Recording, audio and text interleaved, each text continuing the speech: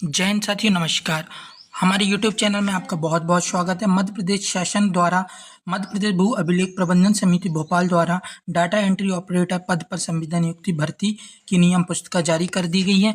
साथियों, आप हमारे चैनल पर नए हों तो चैनल को सब्सक्राइब कर लें ताकि आपको इसी प्रकार के नोटिफिकेशन मिलते रहेंगे। हमारे चैनल का नाम है महाकौशल क्लासेस। आगे चलते हैं हम, तो यहाँ पे आप देख पा रहे हैं नोटिफिकेशन। कार्यालय मध्य प्रदेश भू अभिलेख प्रबंधन समिति भोपाल 2 मार्च 2026 का नोटिफिकेशन है। यहाँ पे संविदा डाटा एंट्री ऑपरेटर रिक्त पदों पर नियुक्ति आवेदन आमंत्रित करता है। या प्रथम 1 वर्ष के लिए होगा और जो संविदा में होगा। आगे चलते हैं हम, तो यहाँ पे पद विवरण पर बात करते हैं कि पद में क्या कैसा है, कितने पद हैं और कितना वेतनमान है, क्या आयु सीमा है, क्या शैक्षणिक योग्यता है। तो सबसे पहले बात करते हैं पद नाम। पद नाम है डाटा एंट्री ऑपरेटर, जो संविदा पद का है। इसमें रिक्त पद हैं 770। पे स्केल आप देख पा रहे हैं। और इसका शैक्षणिक योग्यता और अनुभव, तो सीधी सी बात है, जब डाटा एंट्री ऑपरेटर की पोस्ट है तो सीपीसीटी तो मांगेगा ही।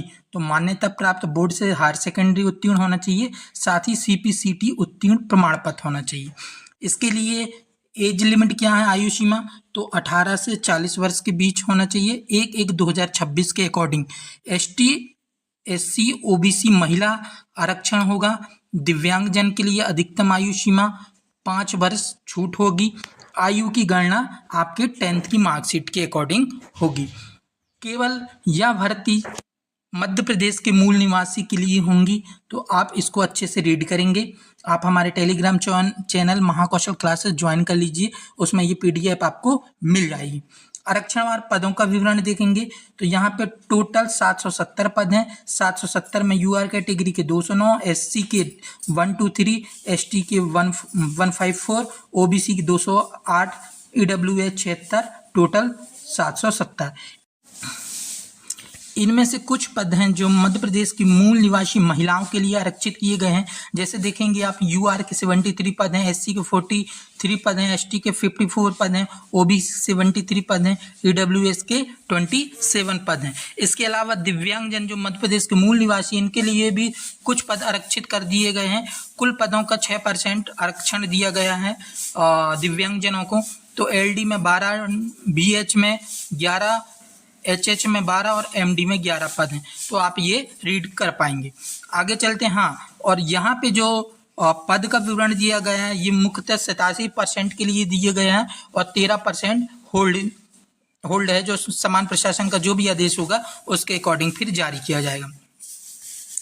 अगर हम आवेदन प्रक्रिया देखें तो क्या होगी, आवेदन प्रक्रिया जो होगी वो ऑनलाइन के माध्यम से होगी, ऑनलाइन पोर्टल के माध्यम से होगी, ऑफलाइन नहीं होगी। आपके फॉर्म ऑफलाइन बिल्कुल कंसीडर नहीं किया जाएगा, यहाँ स्पष्ट रूप से कहा गया है। और यह केवल आपके मेरिट आधार पे बनेगी, किसी प्रकार का एग्जाम वगैरह नहीं होगा। सीपीसीडी के मार्क्स के अकॉर्डिंग ही ये भर्ती प्रक्रिया होगी। याद रखिएगा, ये संविदा के पद के लिए है। अब इसमें विज्ञापन तिथि कब से कब तक की है, तो 5 मार्च 2026 से ऑनलाइन आवेदन स्टार्ट हो चुके हैं और आवेदन की लास्ट तिथि है 3 अप्रैल 2026। आप त्रुटि किसी प्रकार का करेक्शन करना चाहेंगे तो 12 मार्च 2026 तक करेक्शन कर सकते हैं। इसके अलावा प्रारंभ डेट है ये करेक्शन की और अंतिम डेट है 4 अप्रैल की। यहाँ पे साफ साफ लिखा गया है कि ऑफलाइन एवं संपूर्ण आवेदन स्वीकार नहीं, अपूर्ण आवेदन स्वीकार नहीं किए जाएंगे, यानी कि आपको ऑनलाइन आवेदन ही करना पड़ेगा। यहाँ स्पष्ट रूप से कहा गया। आवश्यक दस्तावेज, इसेंशियल डॉक्यूमेंट क्या क्या होंगे, तो आवेदन के समय अभ्यर्थी को निम्नलिखित दस्तावेज अपलोड करना होगा। क्या होगा, पहला कि आपके 10th की मार्कशीट, फिर सेकंड 12th की मार्कशीट और थर्ड है सीपीसीटी। ये इम्पोर्टेंट मुख्य रूप से हैं।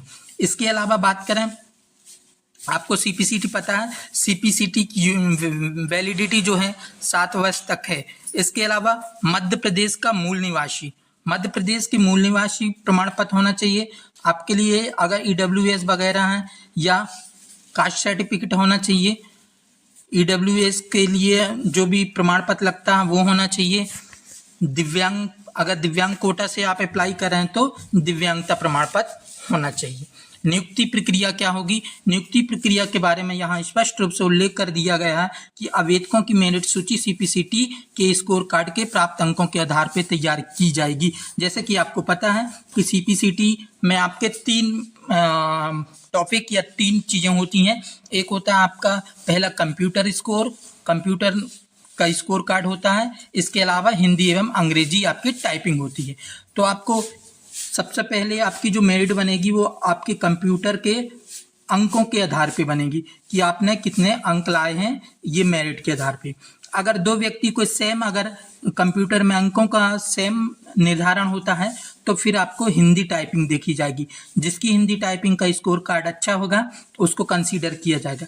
यदि 2 व्यक्ति जिनकी कंप्यूटर में अंक और हिंदी टाइपिंग में सेम अंक हैं तो फिर आपको इंग्लिश टाइपिंग के लिए देखा जाएगा कि इंग्लिश टाइपिंग में नंबर कितने हैं, कितना स्कोर किया।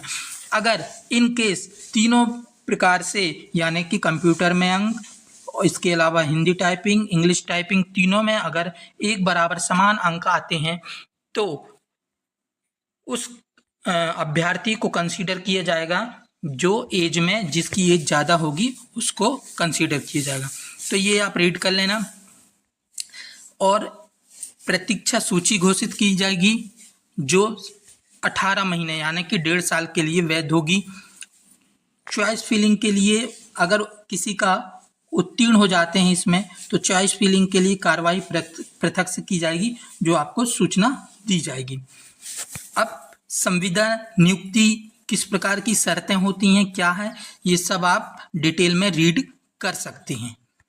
और आपसे एक और इम्पोर्टेंट कि यहाँ पे फिटनेस प्रमाण पत्र भी मांगा जाएगा। अगर सिलेक्शन होता है तो आपसे फिटनेस प्रमाण पत्र भी मांगा जाएगा, जो 7 दिन की आप संबंधित जिले में आपको देना होगा। और ये क्या संविदा की नियुक्ति हैं, नियम है, शर्तें हैं, ये आप बिल्कुल रीड कर सकते हैं। एक और बात यहाँ इम्पोर्टेंट है, जैसे मैं पहले ही कहा है कि दिव्यांगजन और महिलाओं के लिए हॉरिजॉन्टल रिजर्वेशन होगा। महिलाओं के लिए 35% और दिव्यांगजनों के लिए 6% होगा। साथियों, वीडियो अच्छी लगी हो तो लाइक करिए, शेयर करिएगा और चैनल को सब्सक्राइब करिएगा।